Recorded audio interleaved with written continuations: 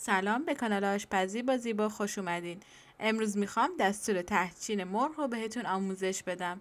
لطفاً تا آخر این ویدیو ما رو همراهی کنید.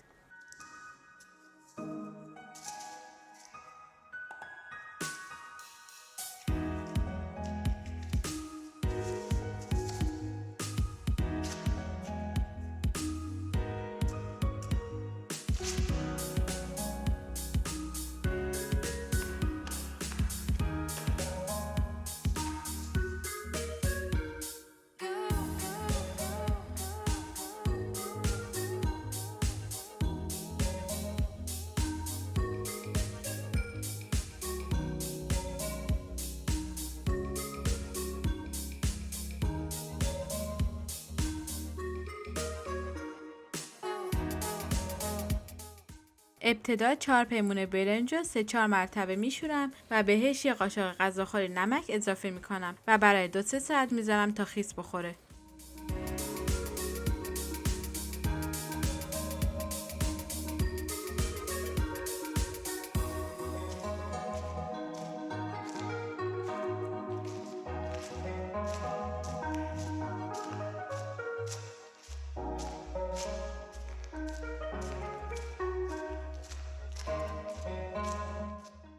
ابتدا یه دونه پیاز رو خورد میکنم.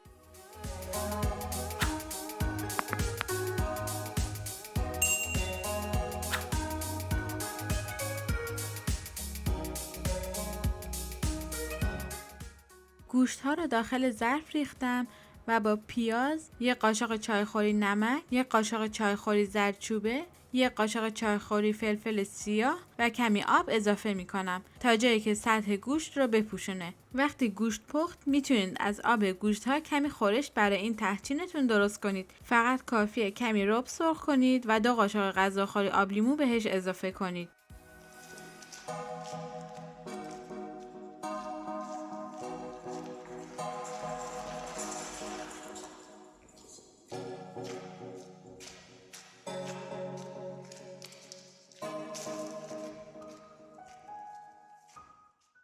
وقتی برنجا جوش اومد باید یکم دونه درشت آبکش کنید برای اینکه بعد از پخت برنجا له نشه.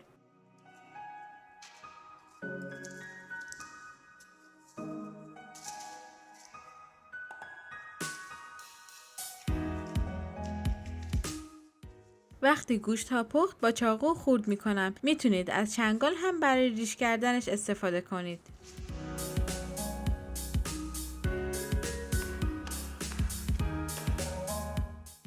6 تا تخم مرغ رو میشکنم و خوب با هم مخلوط میکنم.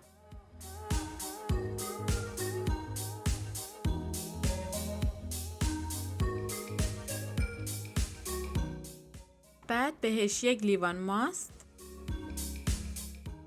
2/3 لیوان روغن مایع، زعفران دم کرده،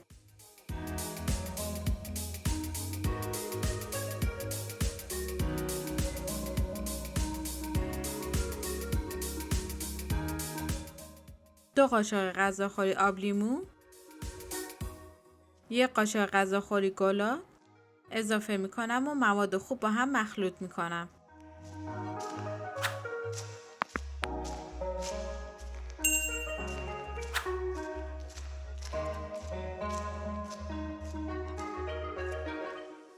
بعد برنج ها رو توی چند مرحله بهش اضافه میکنم و مخلوط میکنم. باید آروم مخلوط کنید تا برنج ها نشکنه.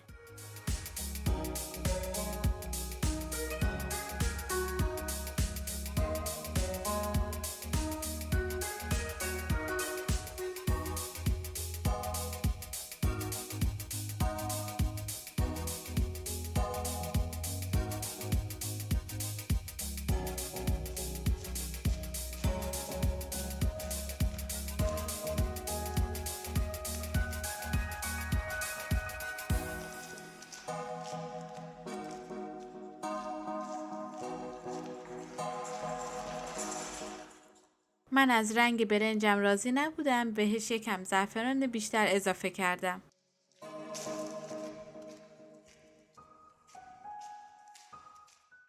تو توی این مرحله ته قالب رو با کره چرب میکنم تا بعد از پخت برنج راحت‌تر از قالب جدا بشه.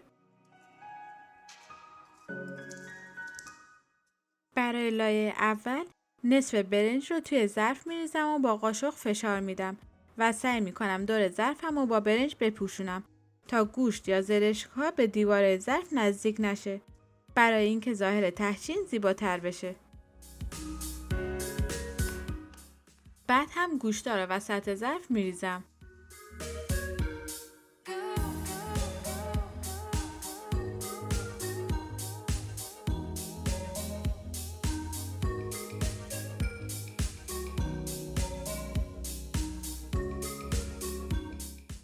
زرشک‌ها رو از قبل شستم، توی ظرف کمی روغن میریزم، زرشک و یک قاشق غذاخوری شکر رو بهش اضافه میکنم. 1 یا 2 دقیقه با حرارت متوسط مرتب هم میزنم تا سرخ بشه.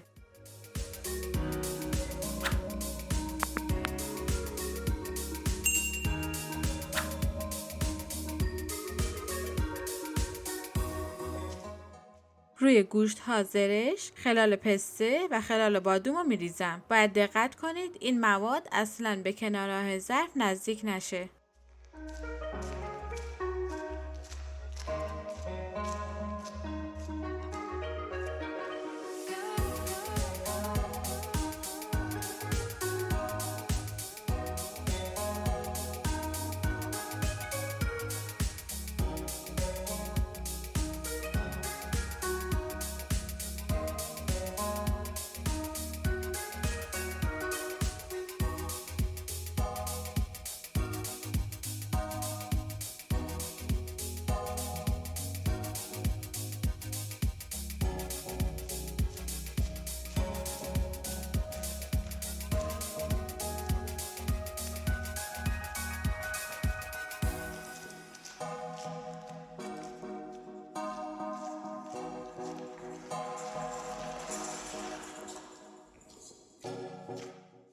بقیه برنج رو هم روی مواد میریزم و با یه قاشق فشار میدم تا همه مواد به هم بچسبن.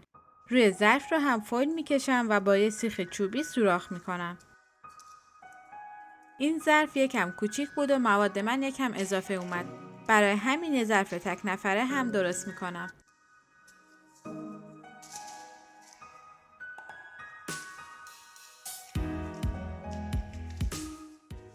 فر را از نیم ساعت قبل به دمای 200 درجه گرم کردم. ظرف رو داخل فر در طبقه وسط به مدت 1 ساعت میذارم. توی این مدت باید ته ظرف رو چک کنید. اگه رنگش عوض شد کافی و پخته شده.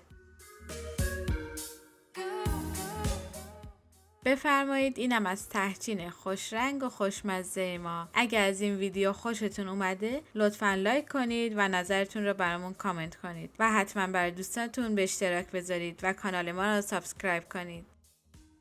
ممنونم از اینکه تا آخرین ویدیو ما رو همراهی کردید.